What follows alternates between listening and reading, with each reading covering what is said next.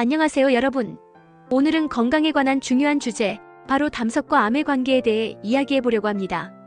담석, 흔히들 쓸개 결석이라고 부르는 이 작은 돌멩이가 우리 몸에서 어떤 문제를 일으킬 수 있는지, 그리고 이것이 정말 암으로 발전할 수 있는지 그 경로를 자세히 알아보겠습니다.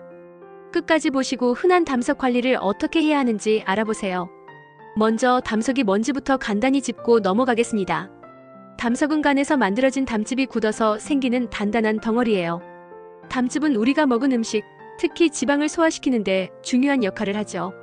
이 담즙이 주로 저장되는 곳이 바로 담낭, 즉 쓸개인데요.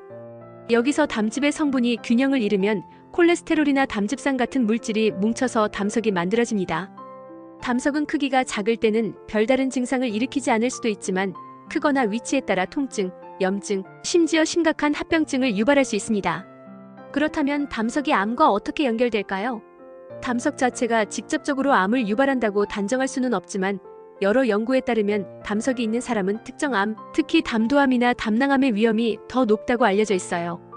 그 이유는 담석이 장기적으로 담낭이나 담도의 만성적인 자극과 염증을 일으키기 때문입니다. 이 과정에서 세포가 손상되고 손상된 세포가 비정상적으로 증식하면서 암으로 발전할 가능성이 생기는 거죠. 좀 더 구체적으로 들어가 볼게요.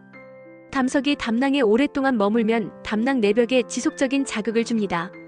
이 자극은 만성 담낭염을 유발할 수 있는데 만성 염증은 세포의 DNA 손상을 일으키는 주요 원인 중 하나예요. 손상된 DNA는 세포가 비정상적으로 분열하도록 만들고 이 과정이 반복되면 결국 암세포로 발전할 수 있습니다.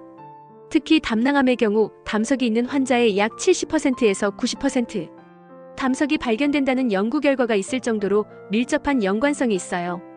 담도암도 비슷한 메커니즘으로 설명됩니다.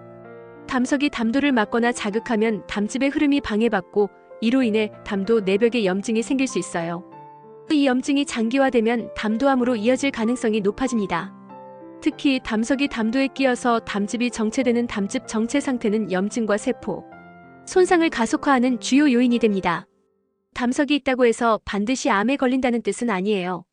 실제로 담낭암이나 담도암은 비교적 드문 암이고 담석이 있는 사람 중 극히 일부만이 암으로 발전합니다.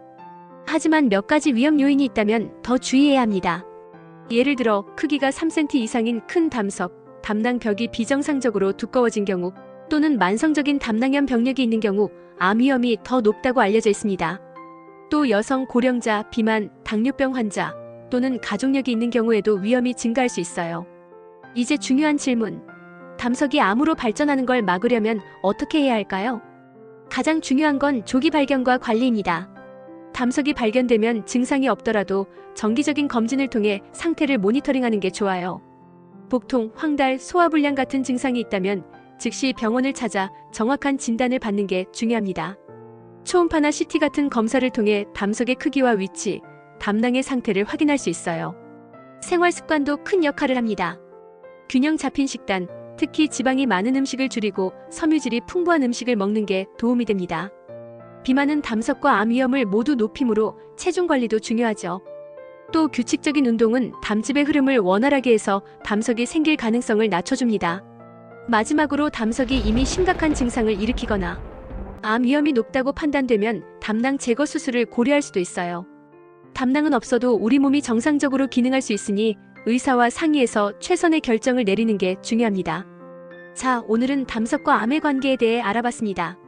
담석은 그 자체로는 무해할 수 있지만 방치하면 심각한 문제를 일으킬 가능성이 있으니 평소에 건강관리에 신경 써주세요. 여러분의 건강, 포유가 늘 응원합니다. 다음 콘텐츠에서도 유익한 정보로 찾아뵙겠습니다. 구독, 좋아요. 감사합니다.